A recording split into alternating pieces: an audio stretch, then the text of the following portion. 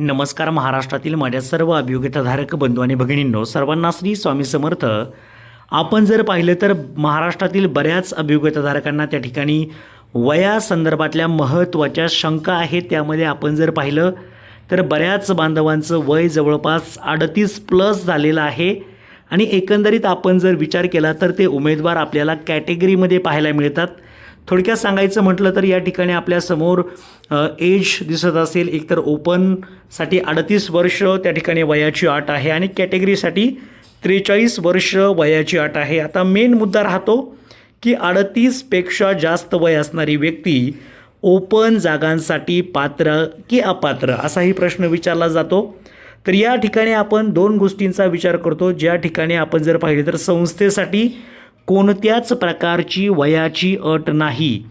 जर तुम्ही त्या ठिकाणी 9 ते 12साठी आहात तर तुम्हाला त्या ठिकाणी कोणत्याच प्रकारची संस्थेची वयाची अट नसते. तुम्ही सहजपणे त्या ठिकाणी प्रेफरन्स देऊ शकता. दुसरा महत्त्वाचा मुद्दा, 1 ते 8 जो गट आहे ते 1 ते 8 गटासाठी आपल्याला असं पाहायला मिळतं की मी कॅटेगरीचा उमेदवार आहे आणि मला त्या ठिकाणी ओपनच्या जागांचे प्रेफरन्स आलेले आहेत, तर मी द्यायचे की नाही असा प्रश्न त्या ठिकाणी पडलेला आहे.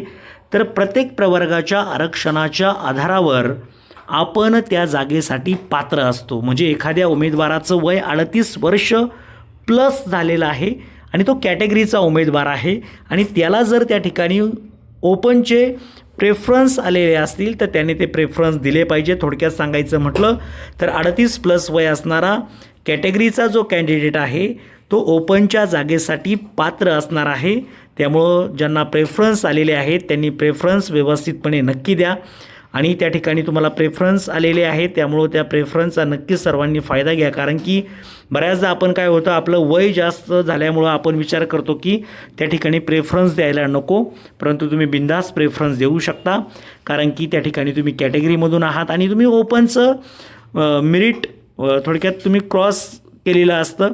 आणि दुसरी महत्त्वाची गोष्ट, तुमचा एजचा जो क्रायटेरिया आहे तो एजचा क्रायटेरिया जरी ओपनला 38 असला तरी तुमच्या कॅटेगरीनुसार तुम्हाला ओपनचा क्रायटेरिया हा वेगळा आहे. त्यामुळं तुम्ही तुमच्या कॅटेगरीनुसारच त्या ठिकाणी फॉर्म भरलेला आहे आणि म्हणून तुमचं वय तुमच्या कॅटेगरीनुसार जे आहे तेच इतर कॅटेगरीला सुद्धा धरलं जातं. ओके, तर सर्वांचं काम या भरतीमधून व्हावं यासाठी सर्वांना शुभेच्छा. Thank you so much. All the best.